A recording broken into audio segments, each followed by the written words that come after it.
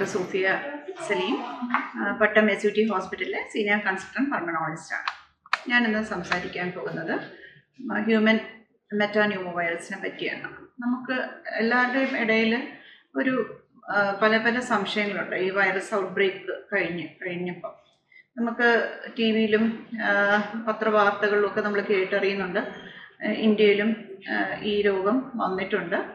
ഇത് ഈ വൈറസിൻ്റെ വ്യാപനം എത്രമാത്രം ഉണ്ട് ഇന്ത്യയിൽ, നമുക്ക് എന്തൊക്കെ ആരോഗ്യ പ്രശ്നങ്ങൾ അതുണ്ടാക്കും, കോവിഡിനെ പോലെ അതൊരു പാൻഡമിക് ആകുമോ എന്നൊക്കെ പല സംശയങ്ങളും സാധാരണ ജനങ്ങൾക്കിടയിലുണ്ട്. നമ്മളുടെ OP നമ്മൾ വിസിറ്റ് ചെയ്യുന്ന പേഷ്യൻസ് ചോദിക്കാറുണ്ട്, ഡോക്ടർ ഇങ്ങനെ ഒരു വൈറസിനെ പറ്റി കേട്ടിട്ടുണ്ട്, അത് എന്തൊക്കെയാണ് ഉണ്ടാക്കുന്നത്, അതിൻ്റെ സിംറ്റംസ് എന്തൊക്കെയാണ്. അപ്പം പൊതുജനങ്ങളുടെ ഇടയിൽ തീർച്ചയായിട്ടും ഈ മാതിരി സംശയങ്ങൾ കാണും. അതിനെ ദൂരീകരിക്കാനായിട്ടാണ് ഞാനൊരു ഷോർട്ട് സ്പീച്ച് പറയുന്നത്.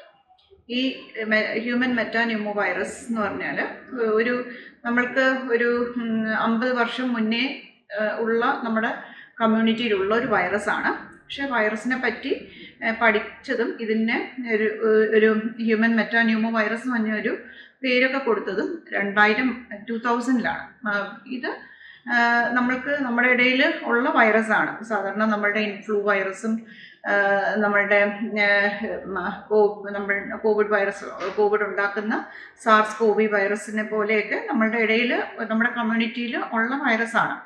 പക്ഷേ ഇതിന് ഇപ്പം എന്താ ഇത്ര പ്രത്യേകത എന്ന് പറഞ്ഞാൽ, ഇത് ചൈനയിൽ കുറച്ച് ഔട്ട് ബ്രേക്സ് ഈ ഒരു വൈറസ് കൊണ്ടാണെന്നാണ് കണ്ടുപിടിച്ചിരിക്കുന്നത്. ഇത് നമുക്ക് ഇന്ത്യയിലായാലും ഇപ്പം നമുക്ക് ബാംഗ്ലൂരിലും ചെന്നൈയിലും 2-3 കേസ് റിപ്പോർട്ട്സ് ഒക്കെ ഉണ്ട്. പക്ഷേ ഇതങ്ങ് എല്ലാവരും ഭയപ്പെടേണ്ട പോലെയുള്ള ഒരു ഡിസീസല്ല. ഇത് നമ്മുടെ കോവിഡിനെ പോലെ തന്നെ നമ്മൾ ഒരു കോവിഡ് മഹാമാരി നമ്മൾ അതിജീവിച്ച ഒരു ജനതയാണ്. ഇത് കോവിഡിനെ പോലെ തന്നെ ഉള്ള ഒരു അപ്പർ റെസ്പിറേറ്ററിയും ലോവർ റെസ്പിറേറ്ററി ട്രാക്ട് ഇൻവോൾവ്മെൻറ്റും ഉള്ള ഒരു ഡിസീസാണ്, വരുന്ന ഒരു ഡിസീസാണ്. കാരണം ഇത് നമ്മളെ കോവിഡ് സീരിയസ് ആയിട്ടുള്ള കാര്യങ്ങൾ നമുക്കറിയാം.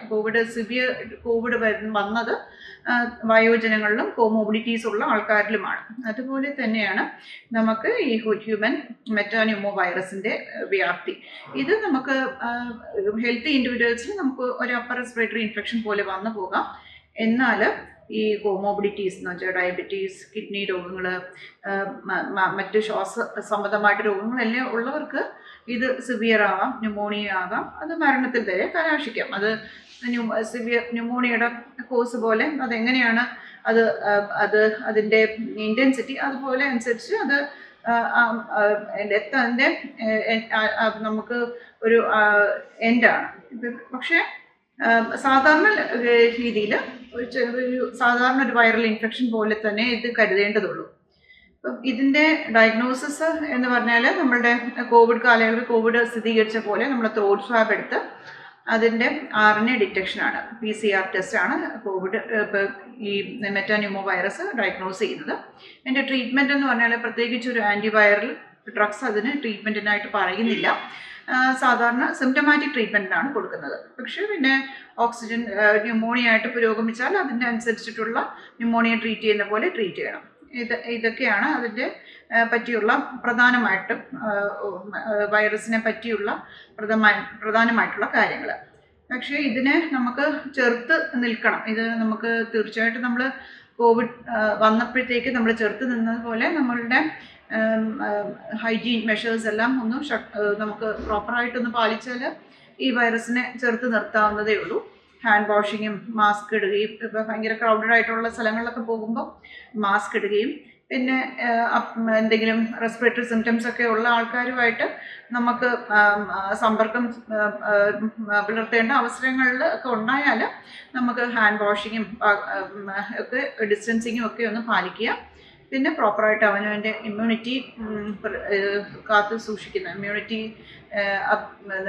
ഇമ്മ്യൂണിറ്റി പ്രിസർവ് ചെയ്യുന്ന കാര്യങ്ങളൊക്കെ നമുക്ക് സൂക്ഷിച്ച് അത് പരിപാലിച്ച് പോവുക.